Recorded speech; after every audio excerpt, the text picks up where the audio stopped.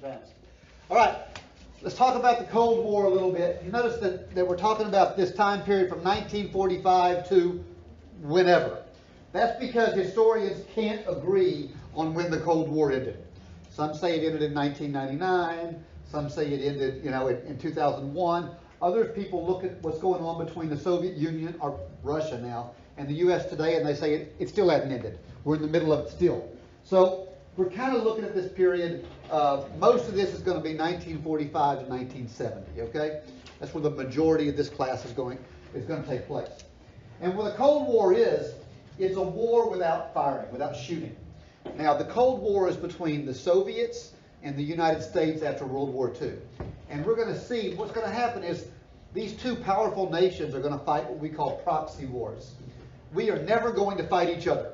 Not one time has the United States and the Soviet Union fought each other. But we've supplied South Vietnam while they supplied North Vietnam. We fought each other in Korea by supporting other sides. We've dealt with each other in a lot of places throughout the world. Okay? So that's kind of what we're looking at here. All right. The biggest problem we're going to have post-World War II is the problem of demobilization. Not a term most of us are familiar with. But if mobilization is where you prepare your country for war and you put them on a war economic footing, demobilization is the opposite. And it has a lot of economic issues with it. Remember, what ended the Great Depression, I don't care what your economics teacher tells you or your history teacher tells you or anybody else, what ended the Great Depression was not the New Deal. What ended the Great Depression was World War II. And the fact that all of a sudden we had jobs for people making bombs, making munitions, making planes, or carrying those guns, flying those planes, blowing up those bombs in the Army. We put everybody to work. Okay? World War II is what saved this nation from its depression. Now, the war's over. Now we got to bring the boys back home, and we have to demobilize. That means we have to shift our economy back to a pre-war economy. Well, what do we do about all those jobs? Well, it's a good problem to have. Okay? It's a good problem to have because we're not killing people anymore. But it's a problem because what do you do about jobs for all those people? All those men are going to come home and they're going to be discharged from the Army. How about Rosie the Riveter? That's Rosie up there if you don't know who she is. She was kind of the symbol of the woman of the 1940s that was told to go out and do that job. And think about it. The men, the able-bodied men, were all fighting the war. So who was left? It was women that were building those tanks and those planes. It was women that were loading those munitions. They were doing traditional male jobs. Now their husbands came home, and Rosie was told to pack her bags, go back home, put her pearls on, and start vacuuming the house again. All right? This is men's work. You go back home. This isn't women's work. Now, what do you think Rosie's going to say? Now, when I say Rosie, I mean all women, all these independent women. They're going to look at their husbands. They're going to go, who do you think paid the bills while you were gone? Who do you think worked while you were gone? Who do you think built your tanks while you were gone fighting? We held the home front down. And now they're telling them, you got to go back? Women are not going to want to do that. Not in large part. There's going to be a women's rights movement that's going to be kicked off by Rosie the Riveter. Now, by no means does that mean all of them. There were a lot of ladies that were perfectly happy going back to being homemakers. Okay? But a lot of them weren't. The other big problem we have, besides the economic instability of what do you do about Rosie and what do you do about men, is these guys were gone a long time. Some of them have been gone 4 years. And they came back home. And guess what? Between 9 months and a year later, there was a really big baby explosion. There was a massive population explosion. We call it the baby boom. It starts in 1946, at the end of World War II. And it goes right up until the early 1960s. The largest population explosion in history. That's going to create a lot of problems. Think about it. We don't have enough doctors. If the population explosion starts in 1946, those kids are going to turn 5 years old in 1951, and we don't have schools built for them. What are we going to do? There's lots of issues with the baby boom.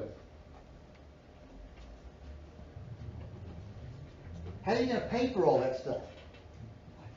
How about those factories? Those factories that have been making bombs, or making props for planes, or making tanks. Well, if they're going to keep making money, they got to retool. They have to start making something else, because we don't need bombs and tanks and planes anymore. Diapers. We need diapers. We need diapers. We need cap guns. I use cap guns because just down the road here in Jacksonville, Nichols Cusco Manufacturing Company, during World War II, they made pistols and they made propellers for planes. At the end of World War II, they started making cap guns for kids, and they started making, it's working now, thank you. And they started making old Jacksonville ceiling fans. They took the technology that they knew how to do, and they adjusted it. That's Robert Nichols' father that did that, yes, Senator Nichols. So lots of issues are going on here. It's going to be a very unstable time. In 1946, we have the midterm elections. Harry Truman's the president. And the Republicans sweep both houses of Congress. The president, a Democrat, Harry Truman, loses control of both houses of Congress. Something that FDR was able to hold during all 4 of his terms. Now, this shocks people. It shouldn't. It shouldn't at all. I don't know if y'all are aware of this, but every president, with the exception of one, has lost seats for his party in midterm elections. George W. Bush, in the height of 9/11 hysteria, picked up seats. Nobody else ever has. But FDR, while he lost seats, he never lost enough seats to lose control of Congress. Truman lost enough seats that he lost Congress. Okay? Well, this new Congress goes through, and it pushes through the 22nd Amendment, which limits the president to 2 terms. Why did we do that? Well, it was kind of a shot at Truman, okay, because the economy wasn't doing good. But interestingly, it wouldn't have affected Truman. He would have been grandfathered. He could have ran for a 3rd term if he'd wanted to. He's not going to, but he could have. But it's because the Republicans that are in power now, they saw Roosevelt become unstoppable over 4 terms, and they don't ever want to face that again. Okay, so they put that term limit. There's been a lot of questions as to whether it was legal or not. In fact, there were court cases that suggested that it was an unconstitutional law. The Supreme Court disagreed. I disagree with the Supreme Court, but whatever. The other thing that happens in this time period is we create the United Nations. Now, you remember the old League of Nations at the end of World War I. That idea that we're going to have this world court, we're going to put it at The Hague, and instead of wars, every nation would send delegates to this. And if you had a problem, you would come argue your case before the League of Nations, and they would hear it like a court and make a decision. Well, that ideal is still there. People still want that ideal of a League of Nations. But the League of Nations failed. Because we had World War II, okay? So it didn't stop the war. So the new idea is they reform with a new group. They call it the United Nations. It's going to be headquartered in the United States, in New York, and this time the United States will join it. We never joined the League of Nations. The argument was the reason the League of Nations failed was because the U.S. was the single most powerful country in the world, and we didn't join it. You can't have a peacekeeping force that the most powerful country in the world doesn't participate in. Well, now we decided to do it. We ratify membership. We are still a member of the United Nations today. Good or bad? More bad than good. What is the United Nations good at? They're good at one thing, in my opinion. They're really good at one thing. They're really good at war crimes. And one of the things they did, one of the reasons why people supported the United Nations was at the end of World War II, they arrested these Nazi sympathizers or these Nazi officers. and they put them on trial. And these trials were put out on television so you could see it, where they outlined all of the crimes these people did. Now this was a kangaroo court, make no mistake about it. There was no way that these Nazis were going to be found innocent. It just wasn't going to happen. But the fact they put it on court and or on TV, they had a case, they tried them, they laid the evidence out, so they showed this is why these people are evil, and the world could see everything was important. And they executed many, many of these people. Now the people that they couldn't catch, but they knew were alive still, as far as they knew, they tried in absentia. What that means is they put them on trial anyway, and they convicted them. And that way, if they ever caught them, they could, they could arrest them. One of those guys was Joseph Mengele. They called him Dr. Death. He experimented on the Jews in the concentration camps. They didn't catch him until the 1980s in Argentina. They finally found him. 35 years later. I think he died in prison before they could kill him. But he had a death sentence on him. He was very old, and I think he died from the conditions. I'm not sure on that, though. But he is dead. He was the weird one that did stuff like he would find pregnant Jewish women, and he would inject fish DNA into the womb in hopes that the babies would come out with gills so they could be underwater warriors. He did weird stuff like that. Yeah. It's a little crazy. He also tried to create a hybrid of ape and human by injecting ape sperm into women to try and create a situation where you would have a very powerful warrior. Yeah, weird stuff. Yeah, it's pretty gross. All right. Conflict with the Soviets. Joseph Stalin here is going to change his perception in America. During World War II, Franklin Roosevelt went out of his way to try and humanize Joseph Stalin because the Soviets were our ally in World War II. He jokingly called him Uncle Joe.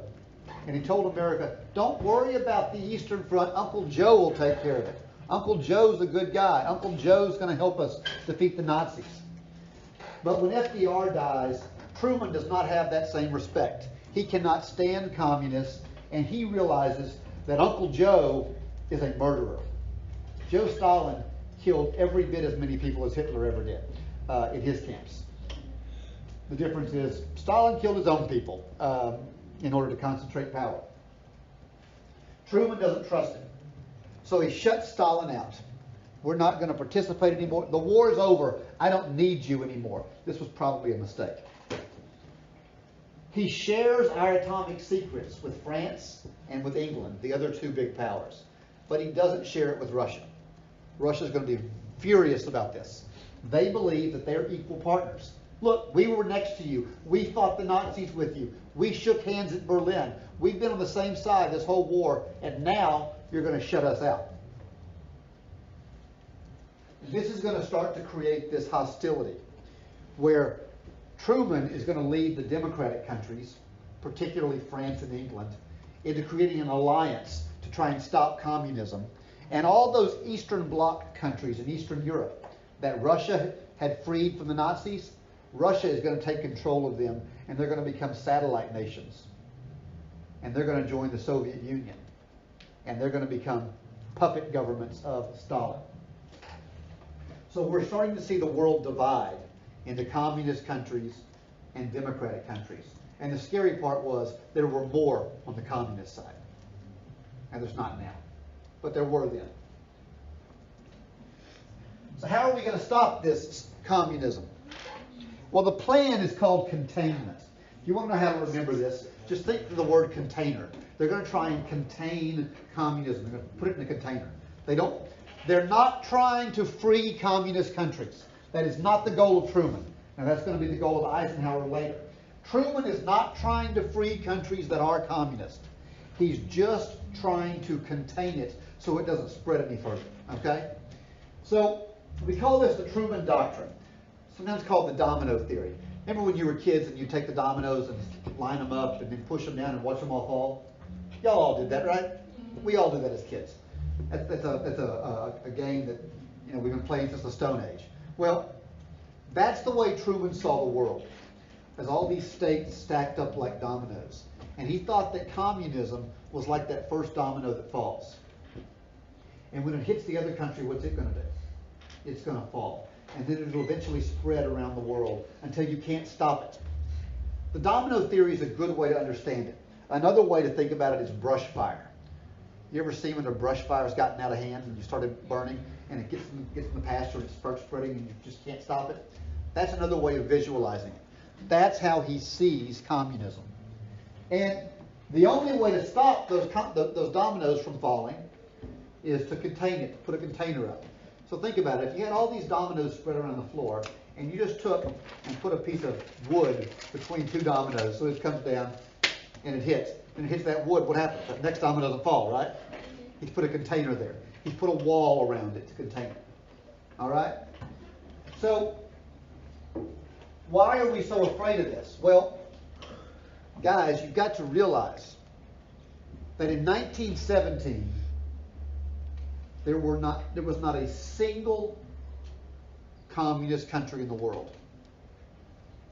By the end of 1917, the Soviet Union, the largest country in the world, has become communist. By the end of World War II, China, the most populous country in the world, is communist. Eastern Europe, Albania, has become communist. Poland falls to communism. You get to these three countries, Iran, Turkey, and Greece. Now, y'all might not realize this. Those are the three oldest democracies in the world. They've been democracies longer than the United States has existed. They fell to communism. If the three oldest democracies in the world can fall, anybody can fall. Greece invented democracy, and they fell to communism.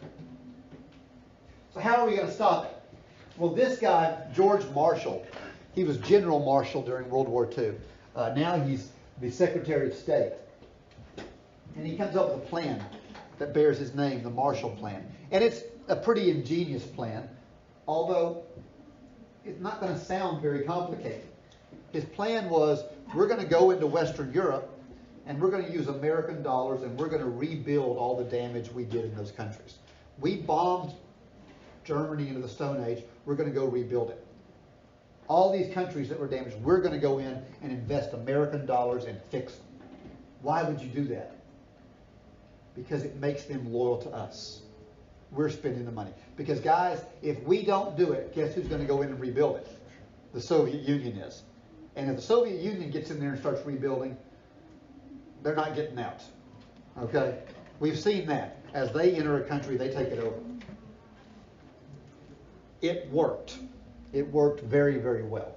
You want a comparison? This compares to dollar diplomacy under Taft. Okay? The idea that we're going to make friends by investing money. We still use the Marshall Plan today. We still use the same ideas. Okay? So we're going to end up with these new alliances that are developing. That map's probably hard for y'all to read up there. But those pink countries there, those are NATO. NATO stands for the North Atlantic Treaty Organization. Now, you need to know this about NATO, so write it down somewhere or whatever you need to do. NATO was an alliance that was designed to stop communism. Okay? Its purpose was to stop the spread of communism. It was aimed at Russia. We're not going to let the Russians expand. The yellow countries are the Warsaw Pact. Those are communist countries that are trying to stop the spread of democracy, and they're running into each other. You want to hear a great irony? About 3 years ago, I believe, we let Russia join NATO.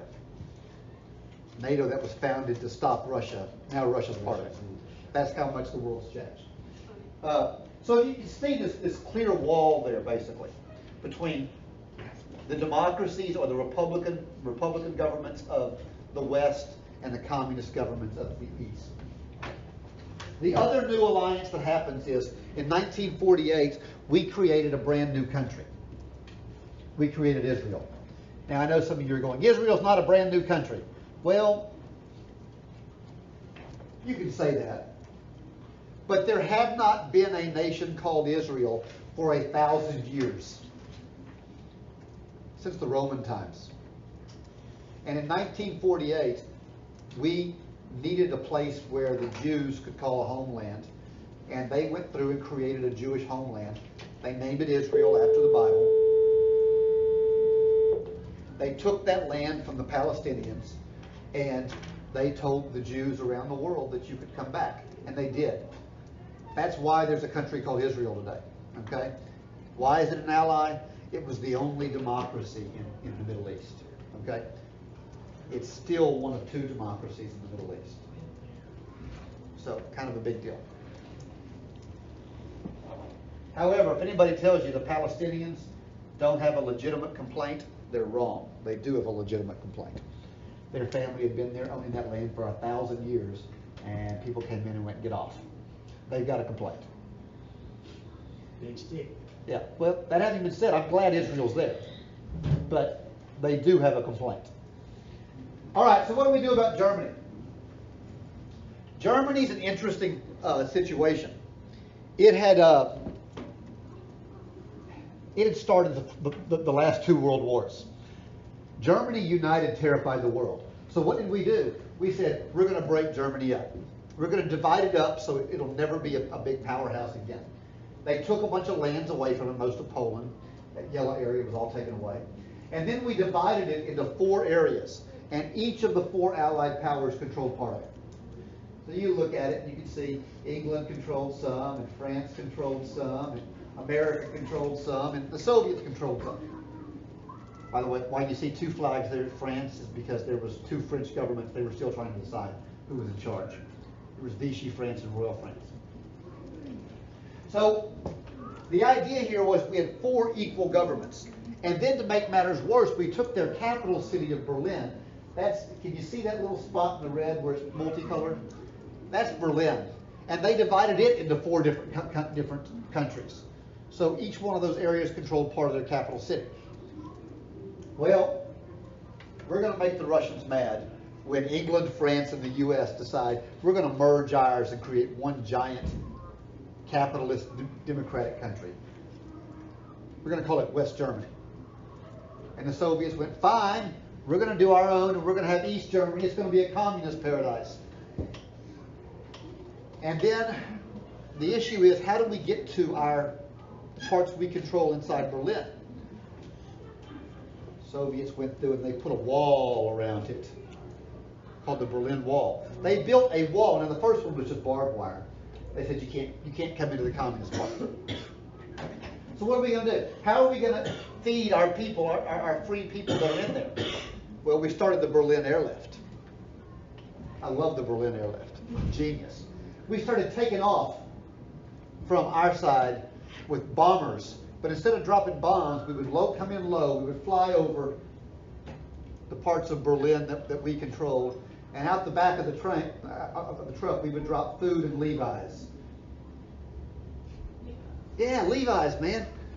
You're laughing about it. I always tell my students this, that I don't care what anybody says about the Cold War. It wasn't guns that defeated the Soviet Union. What defeated the Soviet Union was Levi's and rock and roll music, okay? That's how we took the Soviet Union down. They didn't have Levi's on the other side. You say what you want to, but think about it, guys. The government takes away your Levi's tomorrow, your jeans tomorrow. How mad are you? Well, now they're going to give you something. You're going to get some crap burlap pants or something, but you're not going to have your Levi's anymore. That's fighting words, all right?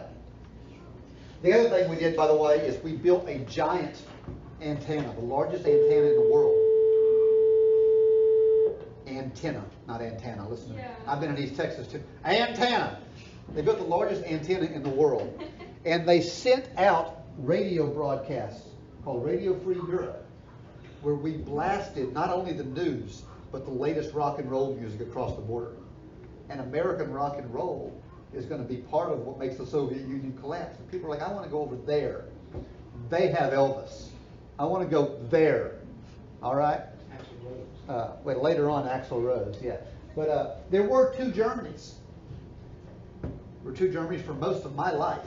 I didn't think I would ever see them united. I kind of thought about two Germanys like old Dean Martin, Jerry Lewis movies.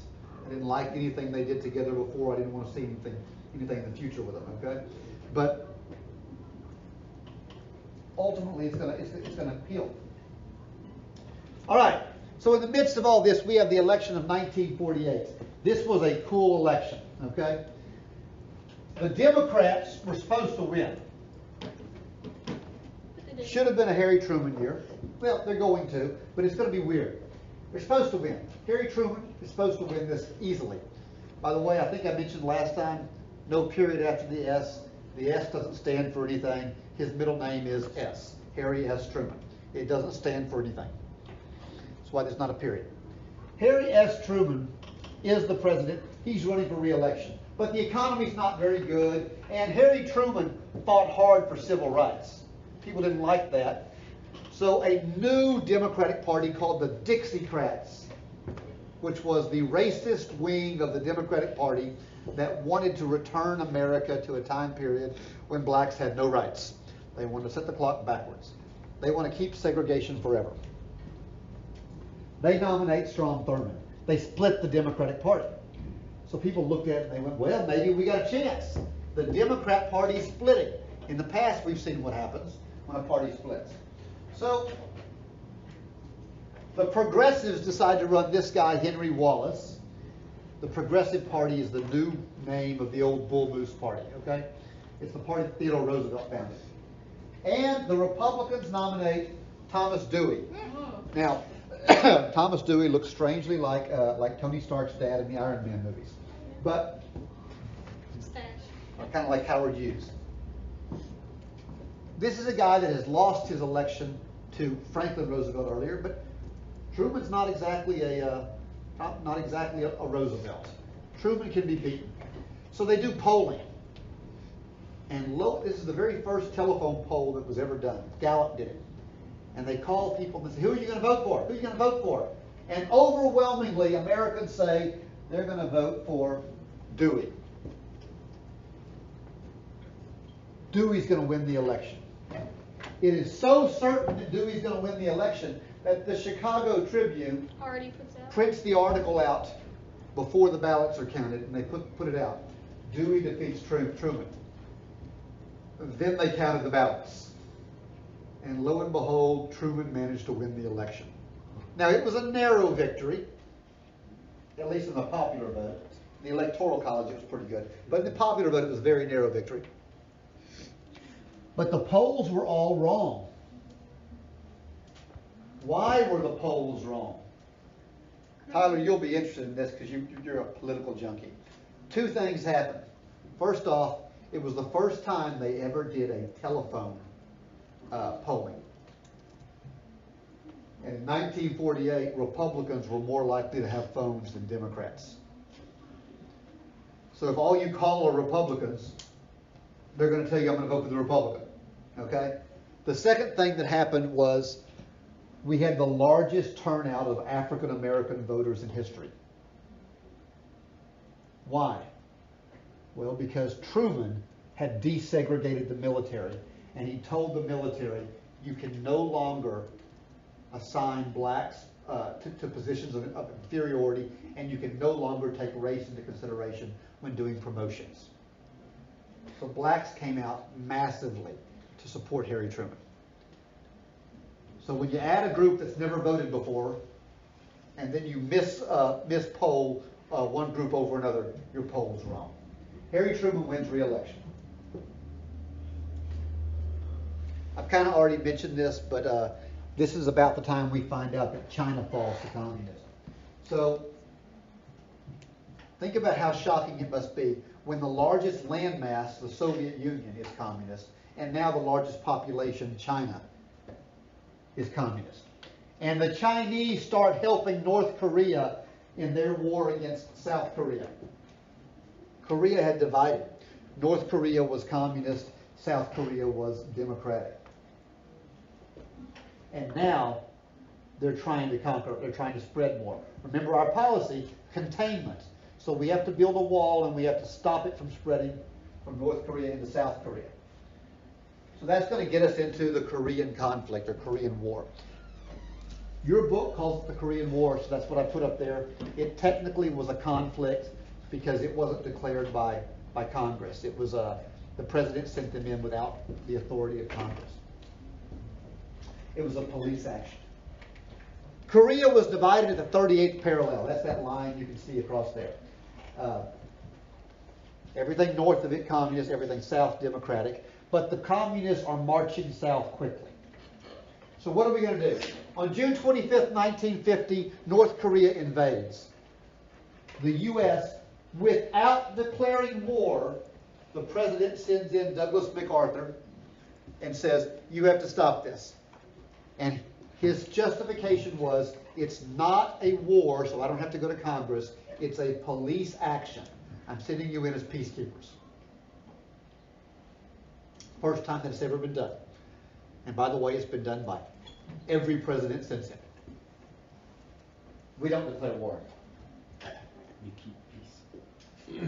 MacArthur is told, because it's not a war, you can't invade North Korea. Our job is not to invade and take over North Korea. Our job is to contain it. Just keep them across that border. But MacArthur does not listen. MacArthur wants to be president one day. He wants to make another name for himself. It's the guy that defeated the Japanese. He's a genius. He takes his Marines and he puts them on a ship. He sails around 38th parallel, lands at a place called Pyongyang, and manages to push the North Korean army back almost all the way to China. Pushed them back, conquered almost the whole peninsula. Infuriates Truman. Because Truman's afraid what this is it's going to make us go to war against China. We're now pushed back to the Chinese border. The president orders MacArthur to return the land, comes back, and MacArthur is fired. He is removed from office. The most popular general in the history of the United States. Well, at least since Washington is fired. Truman kind of looks like an idiot. In the midst of all this, we have another Red Scare, another fear of communism. Remember in the 1920s there was a big Red Scare, but there's another one here. And it all started when the Soviet Union successfully tests an atomic bomb. What are we going to do? We have been the only nuclear power in the world, or atomic power in the world. And all of a sudden, our arch rivals have an atomic bomb too. How'd they get it? Well, it turns out this guy, Alger Hiss, who worked for the State Department, turns out that he gets convicted eventually of selling our secrets to the Soviet Union. You knew he was a rat. He gave our secrets on how to have an atomic bomb. So now our greatest weapon is shared with the Soviets. Here's the other part that we didn't know about. And we didn't know about this till the 1980s when it was declassified. We only had 2 atomic bombs, and we dropped them both at Hiroshima and Nagasaki. We were bluffing after that. Every time a country started getting loud, we went, look what we did to Hiroshima. Want us to drop one on you? And everybody backed off. We didn't have one. They're expensive and take a long time to make. We just didn't make them. We used the bluff. But now the Soviets have them. Technically, they have a bomb and we don't. Nobody knows that. We continued to bluff for a while we quickly started building these bombs. But this is the mood of the world at this point. The communists have a bomb. What are we going to do now? Because we know they're going to share it with China. Okay? All right. I did not get as far as I wanted to because computer problems, but I got to a stopping point. We will pick up with the Eisenhower years on Wednesday. I will see you guys later. I have got everybody's test graded. I have not got them in the computer yet because of computer issues here, but I will try really hard to get them in today so everybody can see. I'll tell you, they weren't as high as they have been in the past, but they weren't terrible. Okay? All right. See y'all later.